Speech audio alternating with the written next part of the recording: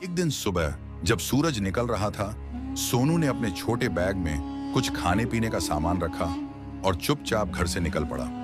जंगल गांव से बहुत दूर नहीं था, लेकिन वहां जाने की हिम्मत किसी ने नहीं की थी।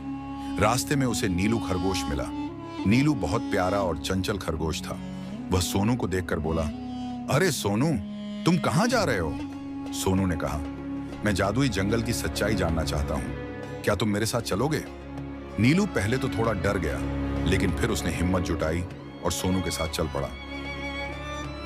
जैसे ही दोनों जंगल में पहुंचे, चारों ओर घना अंधेरा छा गया। पेड़ बहुत ऊंचे और मोटे थे।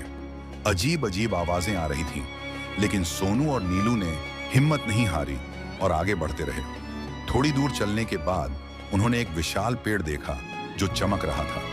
अचानक पेड़ ने अपनी आंखें खोली और बोला, अरे कौन हो तुम दोनों और यहां क्या कर रहे हो? सोनू और नीलू डर गए, लेकिन फिर सोनू ने हिम्मत करके कहा, मैं सोनू हूं और ये मेरा दोस्त नीलू। हम इस जंगल का रहस्य जानना चाहते हैं। बोलने वाला पेड़ मुस्कुराया और बोला, अगर तुम इस जंगल का रहस्य जानना चाहते हो तो तुम्हें 3 चुनौतियां पार करनी होंगी। अगर तुम सफल हुए तो तुम्हें एक अनमोल उपहार मिलेगा। सोनू और नीलू ने एक दूसरे को देखा और सिर हिला दिया। वे तैयार थे। पहली चुनौती थी बहते हुए पुल को पार करना। पेड़ ने अपने जादुई पत्तों से रास्ता दिखाया और दोनों आगे बढ़े। वहां उन्होंने एक लकड़ी का पुल देखा जो नदी के ऊपर लटका हुआ था, लेकिन यह कोई साधारण पुल नहीं था। यह खुद ब खुद हिल रहा था और कभी सिकुड़ता तो कभी फैलता था। नीलू डरकर बोला, सोनू, हम ये पार नहीं कर सकते, ये तो गिर जाएगा।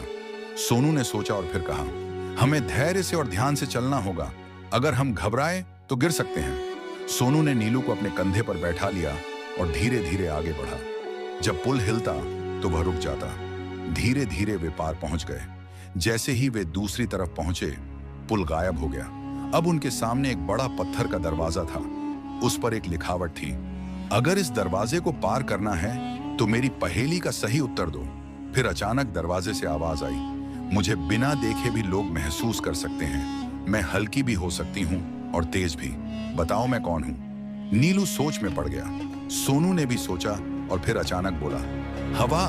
जैसे ही उसने यह कहा, दरवाजा धीरे धीरे खुल गया। दूसरी चुनौती भी पूरी हो गई। अब वे जंगल के सबसे रहस्यमयी हिस्से में थे। चारों ओर कोहरा था और अजीब सी परछाइयां दिख रही थीं। तभी अचानक उनके सामने एक बड़ा सा काला धुआं इकट्ठा होने लगा और उससे एक भयानक राक्षस निकला। राक्षस गरजते हुए बोला, अगर तुम मुझसे बच सकते हो तो ही मैं तुम्हें आगे जाने दूंगा। नीलू डरकर सोनू के पीछे छिप गया, लेकिन सोनू ने हिम्मत नहीं हारी और सोचा, डर हमें कमजोर बना सकता है, लेकिन हिम्मत से हम जीत सकते हैं। सोनू ने अपनी जेब से एक छोटा सा आईना निकाला और राक्षस के सामने कर दिया। जैसे ही राक्षस ने खुद को आईने में देखा, वह घबरा गया और चीखते हुए गायब हो गया। तीसरी चुनौती भी पूरी हो गई थी। जैसे ही वे आगे बढ़े, उनके सामने एक सुंदर महल प्रकट हुआ।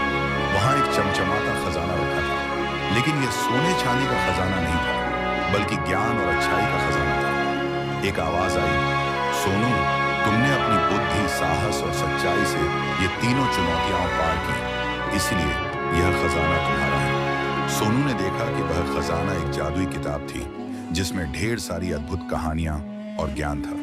सोनू और नीलू खुशी खुशी गांव लौट आए। उन्होंने सभी को जंगल की सच्चाई बताई और वह जादुई किताब राजा के पास ले गए। राजा ने किताब को पढ़कर कहा, यह सच में सबसे अनमोल खजाना है, क्योंकि इसमें ज्ञान है। ज्ञान से बढ़कर कोई खजाना नहीं।